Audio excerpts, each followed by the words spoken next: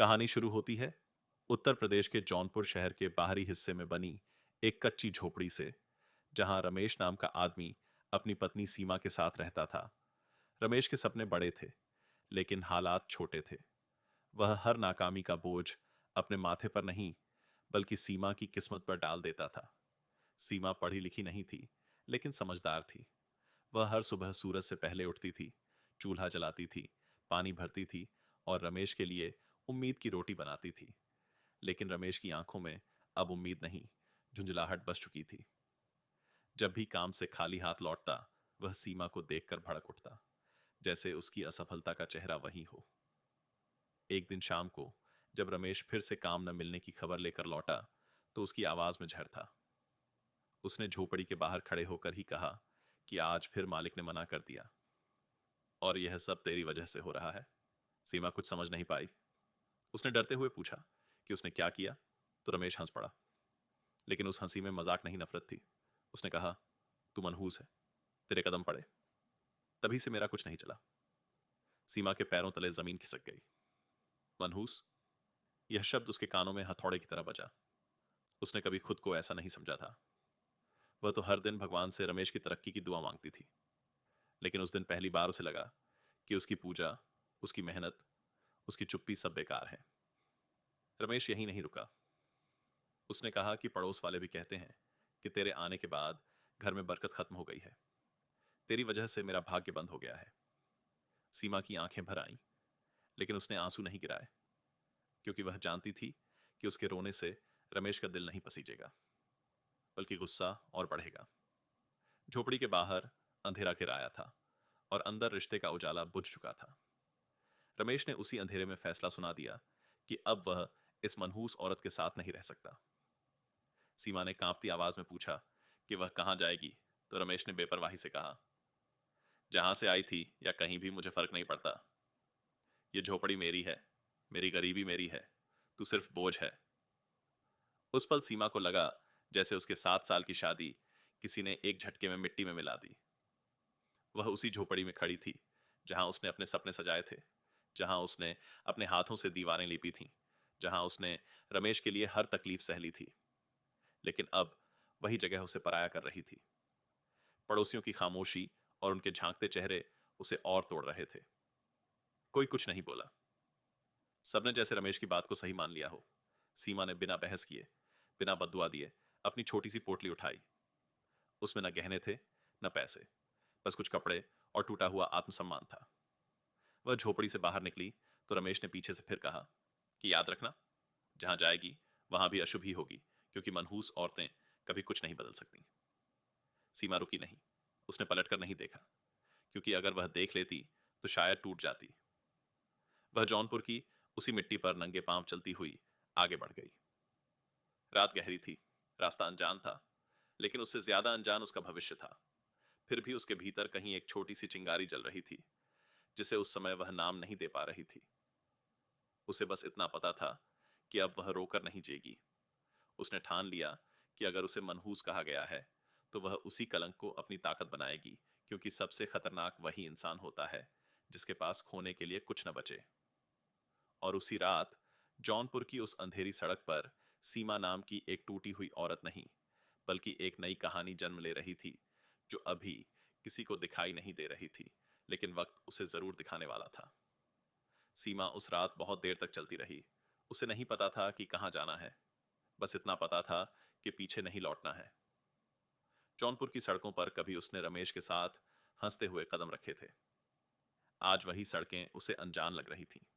हर मोड़ पर उसे लगता कोई आवाज देगा, कोई पूछेगा, कहाँ जा रही हो। लेकिन शहर को उससे कोई फर्क नहीं पड़ता था। स्टेशन के पास पहुंचते पहुंचते उसके पैर जवाब देने लगे थे।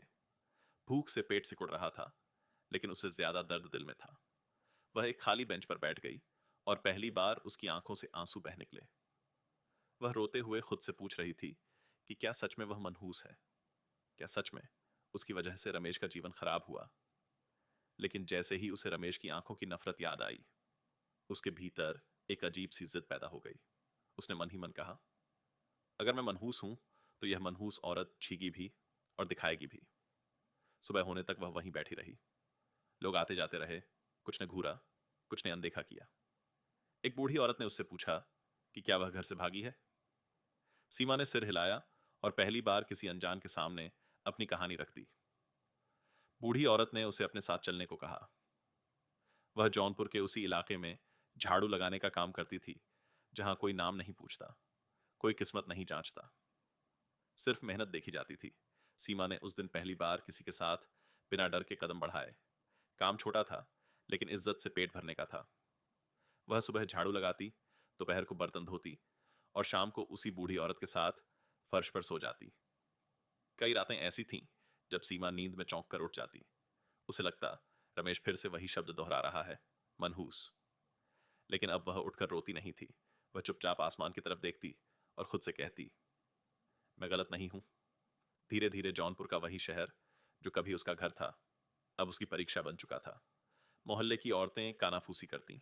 कोई कहता पति छोड़कर भाग आई है, कोई कहता जरूर चरित्र ठीक नहीं होगा।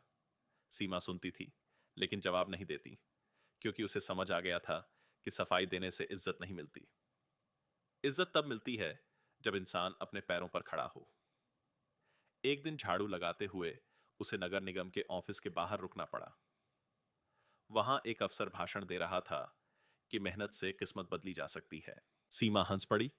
उसे लगा यह बातें किताबों में अच्छी लगती हैं, लेकिन उसी पल उसे महसूस हुआ कि वह पिछले कई महीनों से मेहनत ही तो कर रही है और जिंदा है। यह सोच उसके लिए नई थी।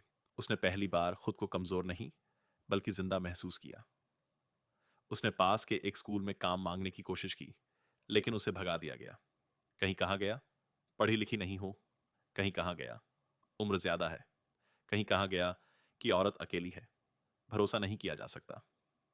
हर बार जब दरवाजा बंद होता, सीमा के भीतर कुछ टूटता, लेकिन कुछ बनता भी था। वह रात को उसी टूटे फर्श पर लेटी हुई खुद से वादा करती कि वह इस शहर में भीख नहीं मांगेगी, वह अपनी पहचान बनाएगी। समय बीतता गया, महीनों साल में बदलने लगे। सीमा ने सिलाई सीखनी शुरू की। एक छोटी सी मशीन किसी ने कबाड़ में फेंक दी थी। उसने उसे ठीक किया और रात रात भर कपड़े सीने लगी। पहले सिर्फ बूढ़ी औरत के लिए, फिर आसपास के लोगों के लिए। धीरे धीरे उसकी उंगलियों में हुनर बस गया और जौनपुर की गलियों में यह बात फैलने लगी कि वह औरत सस्ता और अच्छा काम करती है। अब लोग उसका नाम लेने लगे। पहले सीमा को केवल बेचारी कहा जाता था, अब उसे काम वाली सीमा कहा जाने लगा। वह छोटा सा फर्क उसके लिए बहुत बड़ा था। फिर एक दिन नगर निगम की तरफ से एक योजना आई जिसमें महिलाओं को स्वयं सहायता समूह से जोड़ा जाना था। सीमा को किसी ने फॉर्म भरने को कहा। वह डर गई। उसे कागजों से डर लगता था, लेकिन उसने हिम्मत की। उसने उंगलियों के निशान से फॉर्म भरा और पहली बार सरकारी दफ्तर के अंदर कदम रखा। वहां किसी ने उसे मनहूस नहीं कहा। वहां उसे सिर्फ एक नंबर दिया गया, और वह नंबर उसके जीवन का पहला दरवाजा था। समूह की मीटिंग में उसे बोलने का मौका मिला। उसकी आवाज कांप रही थी, लेकिन शब्द सच्चे थे। उसने कहा कि वह मेहनत करना जानती है, भीख नहीं मांगना जानती। अफसर ने उसे गौर से देखा और पहली बार किसी ने उसकी आंखों में कमजोरी नहीं, संभावना देखी। उस दिन सीमा जब बाहर निकली तो उसे लगा जैसे जौनपुर की हवा बदल गई हो। वही शहर जो उसे ठुकरा रहा था, अब उसे पहचान रहा था। रास्ते में चलते हुए उसे रमेश की कही बातें याद आईं कि मनहूस औरतें कुछ नहीं बदलती। सीमा मुस्कुरा दी, क्योंकि उसे समझ आ गया था कि बदलाव एक दिन में नहीं आता, लेकिन आता जरूर है। और वह बदलाव अभी दिख नहीं रहा था, लेकिन अंदर ही अंदर आकार ले रहा था। दूसरे भाग की कहानी यहीं खत्म नहीं होती, क्योंकि यही वह दौर था जहां सीमा टूटी भी, सबसे ज्यादा थी और मजबूत भी, यहीं बनी थी। वह अभी किसी सरकारी गाड़ी में नहीं बैठी थी, न किसी ने सलाम किया था, लेकिन वह जौनपुर की उसी जमीन पर खड़ी थी जहां कभी उसे बेकार समझकर निकाल दिया गया था। फर्क बस इतना था कि अब वह खुद को बेकार नहीं मानती थी, और यही सोच आने वाले वक्त में सबसे बड़ा तूफान बनने वाली थी। समय अपनी चाल से चलता रहा और जौनपुर भी अपने ढंग से बदलता रहा, लेकिन सबसे बड़ा बदलाव सीमा के भीतर हो रहा था। स्वयं सहायता समूह से जुड़ने के बाद उसकी जिंदगी में पहली बार नियम आया, समय आया, जिम्मेदारी आई, और साथ ही डर भी आया। क्योंकि जब इंसान को कुछ मिलने लगता है तो उसे खोने का डर सबसे ज्यादा सताता है। सीमा हर मीटिंग में सबसे पीछे बैठती थी। बोलती कम थी, सुनती ज्यादा थी। वह उन औरतों को देखती थी जो अपने हक की बात करती थीं, जो कागजों पर हस्ताक्षर करती थीं, जो अधिकारियों से सवाल पूछती थीं। सीमा को लगता था कि यह सब उसके बस का नहीं है, लेकिन फिर उसे वह रात याद आती जब रमेश ने उसे मनहूस कहकर झोपड़ी से निकाल दिया था, और वही याद उसे हर बार चुप रहने से रोक देती थी। एक दिन समूह की अध्यक्ष ने कहा कि हर औरत को अपनी बात खुद रखनी होगी। सीमा का नाम आया तो उसके हाथ कांप गए, लेकिन उसने खड़े होकर बोलना शुरू किया। उसकी आवाज पहले धीमी थी, फिर स्थिर हुई, फिर मजबूत। उसने कहा कि उसे किसी पर एहसान नहीं चाहिए, बस मौका चाहिए काम करने का। वह बोलते बोलते रो पड़ी, लेकिन वह रोना कमजोरी का नहीं, बल्कि बरसों के दबे हुए शब्दों का था। उस दिन पहली बार तालियां उसके लिए बजीं। जौनपुर के उसी छोटे से हॉल में सीमा ने पहली बार सम्मान की आवाज सुनी। यहीं से उसके भीतर कुछ स्थायी बदल गया। अब वह सिर्फ काम करने वाली औरत नहीं रही, अब वह सीखने लगी। उसने पढ़ना लिखना शुरू किया। पहले अक्षर, फिर शब्द, फिर पूरे वाक्य। उसे हर नए शब्द के साथ लगता जैसे वह अपने जीवन का कोई ताला खोल रही हो।